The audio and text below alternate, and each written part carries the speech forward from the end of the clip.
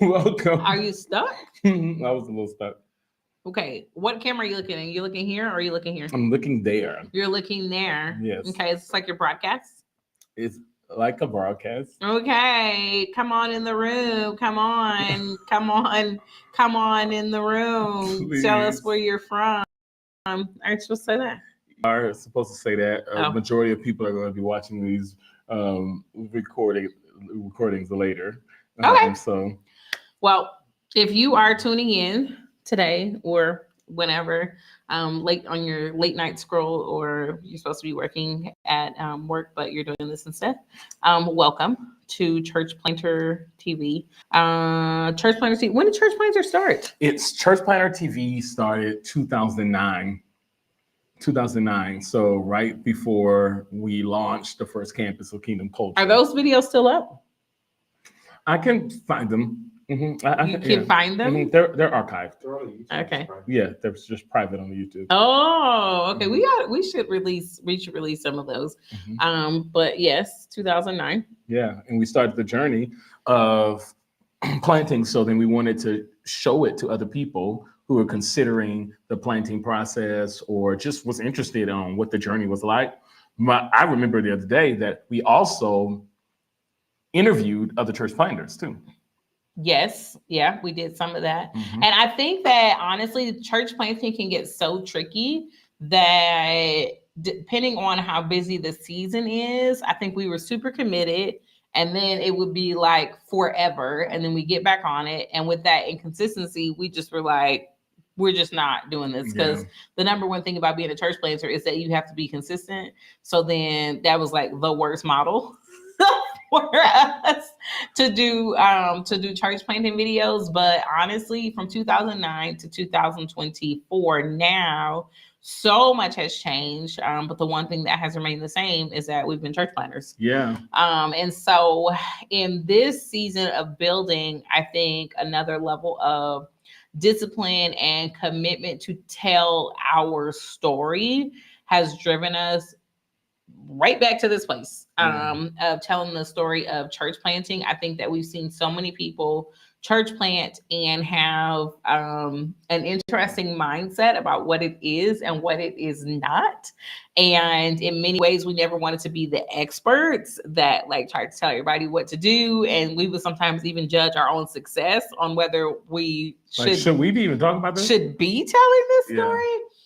But I think at the end of the day, recently we found ourselves telling a lot of our story all the way back to 2009, and then really repeating a lot of the lessons that we're learning now in our church planting journey. And so we were like, you know what, we should go back on YouTube and really start back this church planter thing. And so if you subscribe, then you will get the notifications as we put some of the throwbacks. We also have a series of our church planting journey that follows us all the way from 2009 to 2024, which is going to be extremely interesting. And so it is separated like into sagas of years. And so we want you to subscribe because that way you'll get the notification as we're also putting those up. So we're still going to stay consistent from week to week. Every Sunday, we will have a new video that we go live, record, and we literally are just talking about lessons learned and our journey as church planters. And we will walk you through our last 7 days, 6 days, as eventful or uneventful as they are. And I think one of the things that we talked about was like, why would people want to watch this or why would people tune into this space? And you were like, I feel like it's such a niche, like who? Yeah, I feel like some people like, why would they want to hear anything about church planting at all? They're like, we don't care. We just want to go to church. And there are people out there that just are pioneers. Yes. So I think still, even though church planting may not be there, they understand building from scratch. Yes. And you even understand the desire to want to, even if they haven't. So they can still gain some powerful concepts, thoughts, ideas from hearing about our journey of starting from scratch with churches. Yeah, so that's our whole goal. And it's more of like an apostolic thing. Like, no matter what it is you're trailblazing, you might be launching a school, launching a small at-home business, launching a huge corporation, launching a family. So whatever it is that you're trailblazing, we want to share our encouragement along your journey. We want to share some of our disappointments along your journey so that you don't feel like you're alone. And then some lessons along the way. And hopefully, this will add to your life, us sharing our life. One of the things that we love to do is share our life transparently and out loud. And so we hope that this church planter space will become that for you. Yeah, we want you to feel encouraged to step out and to do what God called you to do, which kind of leads me to part of what the last week has been about. Yeah, so the last 7 days, what is the end of February into the end of March? Yes. Mm-hmm. Yeah, we've been in this space of being challenged in the taking humongous risk. I mean, church planting, period, or starting anything from scratch requires risk taking. Yep. But I think recently we have been challenged to take it to the next level of risk taking. And some of you watching will understand this, where you might have done something before, but then you get called into a space of saying, no, don't get comfortable thinking you've done it before, so you got this, because this time around, I'm going to require for you to do something in ways you've never done it before. Yeah, and I think that it works both ways. So sometimes people basically, you have practiced taking risks, you've practiced, your faith is being built up, so you feel more prepared to take the next risk and to take the next leap. And that has worked for us. But I think the way that it started working against me this week was this idea of, you've already taken enough risks. Like, you deserve a turn to play it safe. Like, I'm just being honest. Like, and that's not really the way that faith is supposed to work. Like, faith is like, one faith move is supposed to grow you to be able to make another faith move. But I feel like sometimes God doesn't make it incrementally fair. And so it's not like you take like faith level 1, 2, 3. Sometimes it's like faith level 1, 2, 3, and then it's 10, or then it's level 20. And so I'm like, hold on, partner. We are like really pacing quickly here. And honestly, sometimes I want to live in my past success. Like, Lord, you know, I trust you because I did X, Y, Z. But the only way to really demonstrate faith and that you actually are trusting God is what you're doing right now. You don't get to live off of your past faith moves. It's like, no, if you have faith, then you get to demonstrate it right now. And so that's really where we've been challenged this week, is taking risks at a level that we have never taken. Like, I'm telling you, like, putting in like contracts and offers for an amount of money that where? So, like, who do you think you are? Like, signing on the dotted line. And at the same time, like, God's faithfulness, you know, introducing us to different ministry partners and to banks and corporations and different things that also set us up in a space that said, hey, like, you've demonstrated this level of faithfulness.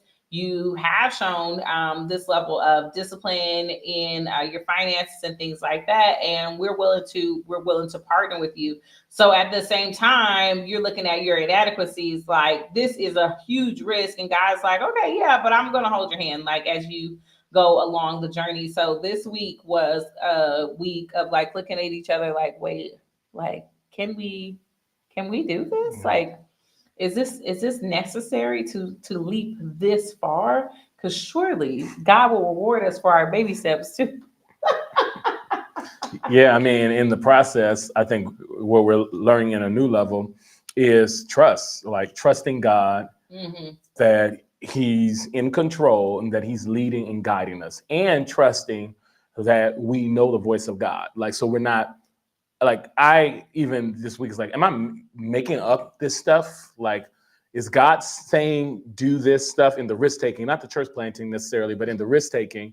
Is God saying this? Am I making up this? Is this my grandiose ideas? Is this my ambition?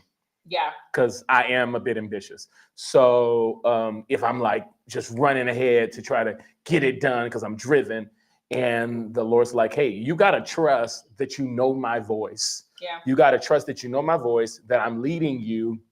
And this is not your flesh. This is me giving you the opportunity to be stretched in your faith. This is me giving you the opportunity to take it to the next level.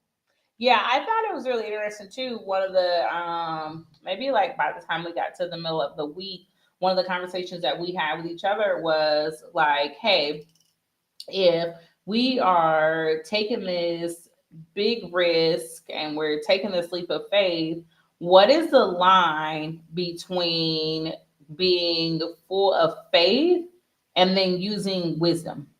Because at the end of the day, it kind of all feels like crazy. Like seriously. So then at what point do you say like, wait, you have to be wise and don't, risk it all? And like, what are the margins? Like almost like what are the margins of faith? Kind of like how far can you go? Because when you look at the grand scheme of things, like Christianity, all of it, can be looked at as a little kooky. I mean, come on. Like you're believing in the resurrection, you're believing in all of these things that you're reading. It's all by faith. Yeah. So at one level, you just have to be willing to risk it all. One person said, "What? Just be reckless." Just reckless. I mean, just reckless. But then that's not necessarily what we want to be known for. But to a level, it does kind of get that way. And so we are blessed. We kind of have each other. So we kind of do that dance. And I would tell people who are church planning or starting something new to make sure you have a level of accountability, but also make sure that your accountability is not a cap. Wow. Because sometimes we'll put like accountability in place, and your accountability is the one who's always telling you no, and like you'll never actually jump off the ledge because your accountability is such a safe accountability. And so you want to make sure what, babe? Oh, is somebody moving around out there? Somebody's knocking at the door. Oh, okay, yeah. We'll check it out. That's our producer, Jaquet Dumas.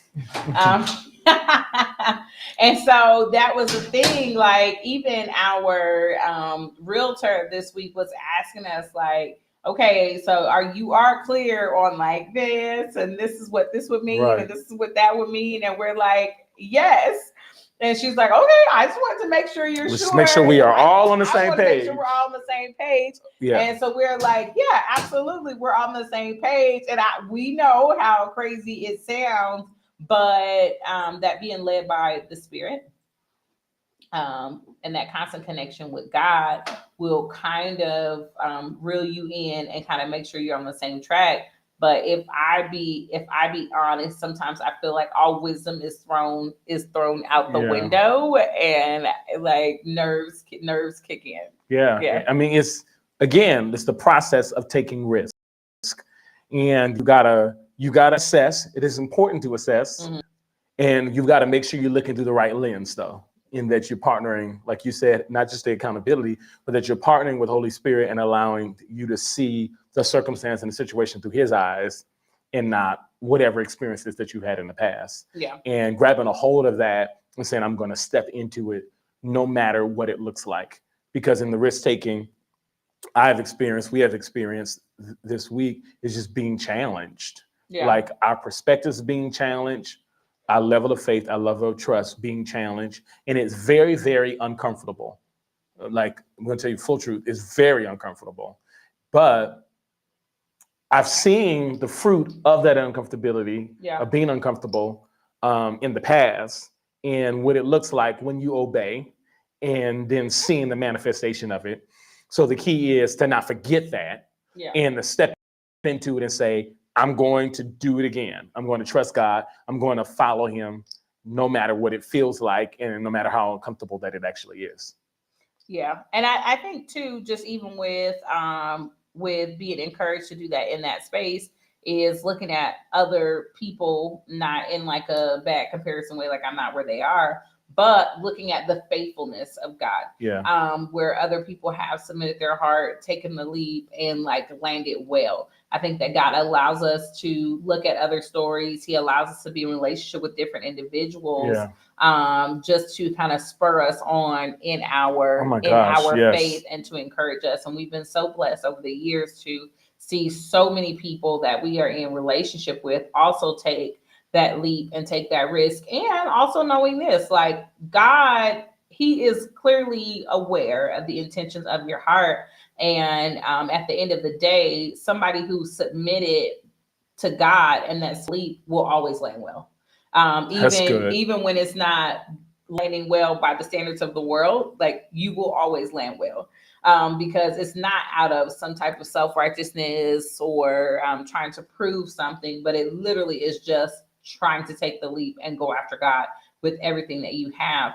And honestly, we've learned that taking the risk pays off way better than playing it overly safe. Yeah, we've seen the results of it. And it's not only transformed our lives, but then it's giving us the opportunity to be a part and partnering with God to transform other people's lives and to step into every city that we step in. Speaking of cities, one of the other things that we've talked about this week, cities, regions, is that we've discussed. This week has some eventful stuff too. Yeah. We've discussed this idea of like people feeling like they almost like own a region, own a city, in that you have to get like their permission or they're okay to step into it. Yeah, it definitely was giving Godfather movie this week. And for us, of course, we have experienced this in a few different ways. It's not the first time. Different cities. Yeah, I was like, it's definitely not the first time. It was actually reminiscent of probably, I would say, of 2 other cities. And for us, just so that if you haven't like kind of watched our whole journey, we generally, God gives us a city. And when God gives us a city, we immediately start to study that city. We start to get to meet the leaders in that city. We study the churches in that city, the movers and shakers in that city, the advocates in that city, the spiritual forces in that city, the blessings, the legacy, like literally go into full out research mode on this city. And so I think that for us, the whole like idea of like the godfathering mob mafia, whatever you want to call it, that happens in a city, particularly amongst churches, is so wild because our heart is always postured to do whatever is best for the city, the region, and the people in that city, in that region. So what's best for the actual place and what's best for the people who live there. And so one of the things that we always do actually is meet the other church leaders as well. So not just the local government leaders, but the actual church leaders, as many pastors that will meet with us, allow us to take them to coffee, lunch, whatever. We always meet with them in whatever city we're going in. And that's so that it doesn't give they're moving in on our territory, we don't know them, who are they, all this side-eye thing. Now, I'll say we do that as a part of that not to happen.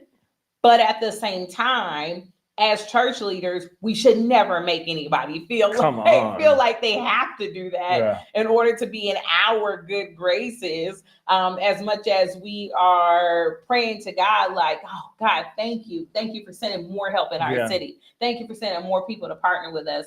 And so we always do our due diligence ahead of time. And so when we are met with opposition, where people are just like, what are you doing in this city? Or you didn't have permission, you didn't have whatever. It always gives Godfather, guys. Yeah. It's like this idea that somehow we own cities, we own regions, and even the idea that we own sheep.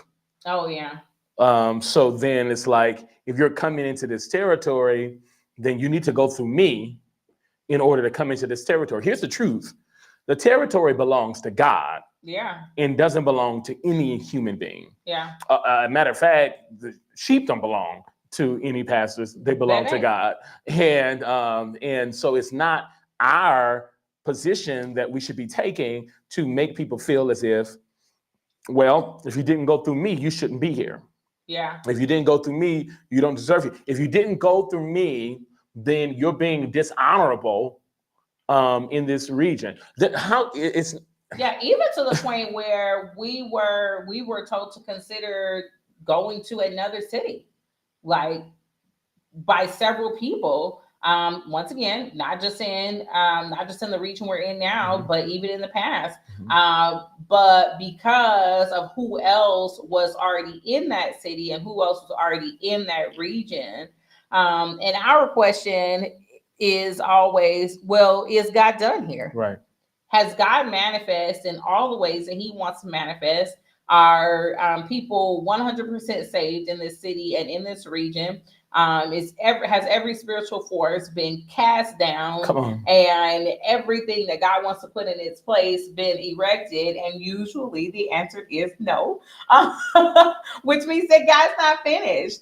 And I think for us, of course, we're talking about like in the church planting space. And I'll be honest, like as believers, it's the last thing that I would expect from believers who all share. We literally share the same Father. We all share the same purpose and call. Like we all got the directions to go and make disciples of all nations. And so because we share that call, then to me, it would be implied that we're going to share a lot of stuff, y'all. Yeah. We're going to share a lot of strategies. Yeah. We're going to share a lot of people. We're going to share a lot of ideas. We're going to share a lot of territory. We're going to share a lot of wins. We're going to share a lot of losses. Like there's so many things that we're going to share just because we all are on the same mission. And so this idea somehow that people own in a kingdom space or in a believer space, that people own a city, people own a region, and somehow there are gatekeepers as to who is allowed to come in and who is not allowed to come in is literally asinine to me. Yeah. Like the thought of it. But even when you think about like other businesses and things like that, I know that some of you may be watching and you're like, well, I'm not really planning a church. I'm happy I don't have to deal with that. But you may be thinking about a space and you're like, it's oversaturated. I can't, break into it, or it just seems like it wouldn't be like worth it. But I would challenge you to really know like what your distinction is and what your difference is, because most likely, even though a space could be saturated, it's most likely not going to be saturated with exactly who you are, yep, how you're doing it, your spin and your space on it. And it's really not a competition. Like I can tell you right now, like Burger King is no competition for Chick-fil-A. And I don't care if they're right next door to each other. Mm-hmm. Like I literally do not care if they're right next door to each other. I'm going to Chick-fil-A and I'm getting nuggets and I'm getting hash browns, and don't shoot me for this, y'all. But every now and then I am going to Burger King and I'm getting egg and cheese croissant. I just am. Or French toast sticks. I'm not getting French toast sticks. I am getting French toast sticks. Homie, I am getting French toast sticks. But I mean, at the end of the day, like Burger King did not move in next to Chick-fil-A, or Chick-fil-A moved in next to Burger King because Chick-fil-A wanted to see Burger King close and they hate them, or Burger King, Chick-fil-A close and they hate them. But it was because they know what their distinctions are, and they know that in order to fully serve a population, then that population has to have diversity, and that population has to have options, and that there are some people who will frequent Chick-fil-A, and there are some people who will frequent Burger King, and there are some people who are going to walk back and forth. There's some people where the parents can go to Chick-fil-A and take the kids Burger King, whatever the case is. But the point is that you have to just occupy your space. You have to live into who you are and what you've been called to do, and you got to do it exactly where you've been called to do it. Yeah, because there's literally enough space for all of us to win. That's not a cliche. That's just truth. No, there's enough space for all of us to win. So if God is giving you a specific assignment and telling you to manifest it in a particular way, there's enough space for you to win, somebody else to win, people up the street to win, whatever you're building and whatever you're doing. And so you have to make a decision that you will not be intimidated by the enemy or who he will use to try to get you out of where God told you to be. And I think that that's some of what the enemy has tried over the last week, is that he's wanted to almost intimidate us to say, nah, pick over there, go over there. And it's like, no, I'm gonna side on obeying God. Yeah. I'm gonna side on being where he tells me to be. And I'm not gonna allow myself to be intimidated. I'm not going to allow for myself to be pushed out of God's plan, but I'm going to embrace every single part of it. And as we all win together, we've got to realize, just on some natural demographic stuff, there are literally, thousands of people in every region. Mm-hmm. There's enough people to reach. And the truth is, in the church context, there's a bunch of people who are not even churched, who have never even been inside of a church. There are people who are de-churched, who are so sick of church, they vow that they would never be in a church again. Yeah. Those people are ready to be reached. And so for us in our church planting journey, we are actually not looking to do sheep swapping. That's not like our goal. Our goal is not to say, hey, you come out of whatever place to come over here. We really want to go and reach the people who are outside of the house of God right now and are looking for the safety of his house to get planted in that space so they can grow and develop and become who they're supposed to become.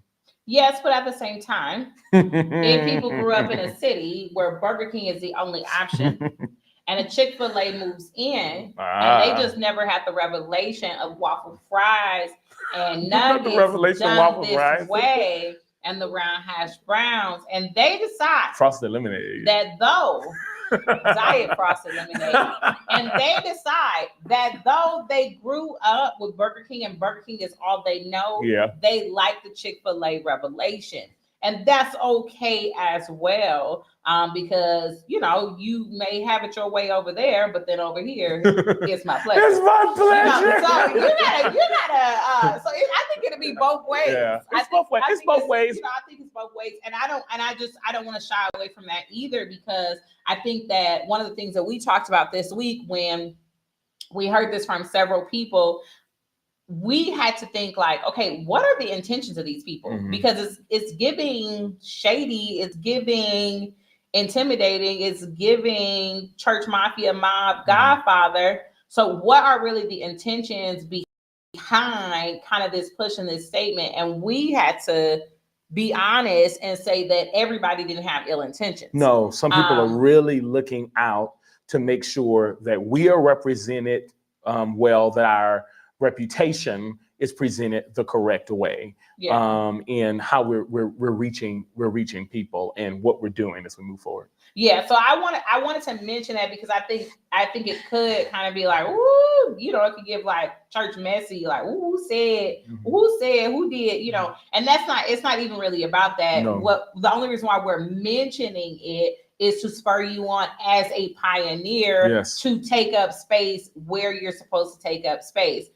Because 100%, some of the intentions of people are pure, maybe uninformed, or maybe just overly well-being, right? Because they're just like, no, don't put a Chick-fil-A next to Burger King. Burger King's been here for 39 years. Like, you don't want to move in next to the Burger King because I want for your Chick-fil-A to do well. Do your Chick-fil-A somewhere else, because I want you to be successful. And so this is not like something where it's like cut off the haters, they ain't for you. It's not that kind of thing. We're trying to help you that in the midst of your journey, how to guard your gates and how to process and have a healthy perspective and be able to continue to do what it is that you are supposed to be doing, without being intimidated or influenced by the we're all looking around. It does seem like a lot of activity.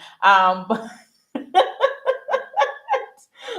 we're in a co-op space today, y'all. So our house is like in transition. We're packing up. So we're in a co-op space today. And so that's why we're kind of like, what is going on in the co-op at 9:30 at night? So anyway, I just wanted to mention that. I didn't want it to kind of turn into something else or people's mind kind of going and rambling, because it really doesn't matter, because that's not the lesson that we are trying to teach. Not but we will say this: when you are the OG Burger King in your sphere, in your space, whether it's church planting or natural makeup or vegan meals, like whatever your thing is, whatever your business is, whatever your space is, be that person that leaves the door open and welcomes others into the space, welcomes them with encouragement, welcomes them, and not just saying, oh yeah, you can do it or do it here, but giving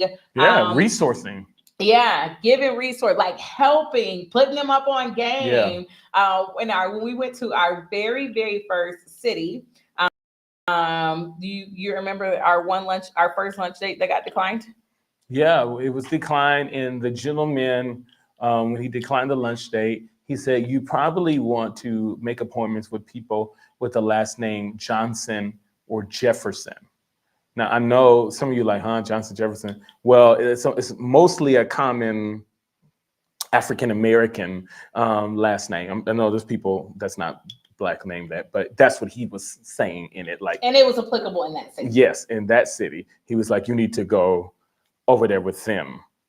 And we were like, wait, first of all, did he just say that? Now, this same... Wait, is this 2010? Right. Are you serious? Right. But yeah. This same man, I do want to say, though, maybe a decade later, we were in a gathering together, and publicly, he repented to me in front of the mayor at a city event for making that statement and maybe 5 years was later. It 5 years? I think by a decade later he was dead. Okay. Well, 5 years later, he made that statement.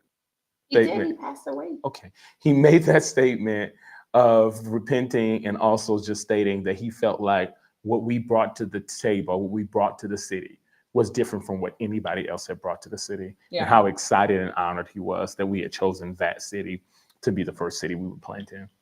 Yeah, and I can absolutely say that, like, at this point, whatever we can offer, because in one space we're the newbies, but then in another space we're the OGs. Right.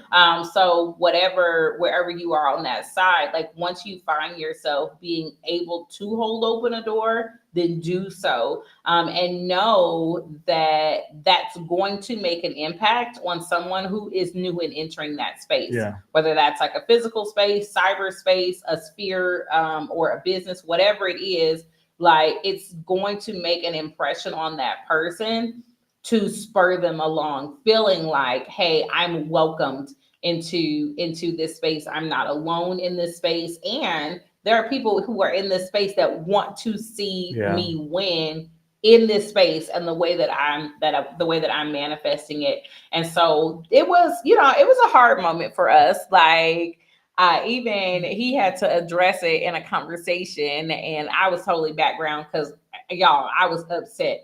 And I got out of that place eventually, but his little hand was shaking because we do not believe in burning bridges. My hands are big. We do not believe in burning bridges.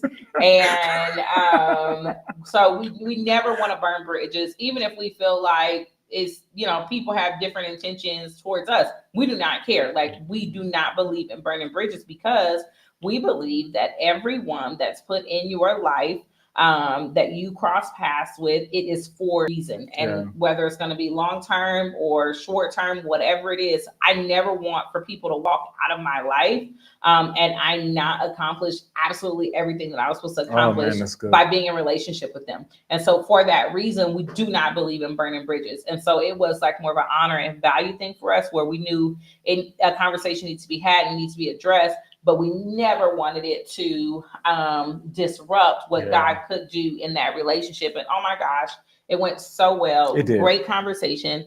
And what started off as being like kind of tough for us, like it was all smoothed over in that particular situation. Now, I'm not gonna say in all situations, but that did come up this week, and we were just like, at one point we did consider, hey, maybe we should just pack this thing on up. Because it leave you for what could turn into something else. Oh yeah. I don't think it's the last we're going to hear this conversation in this particular region that we're playing. Yeah.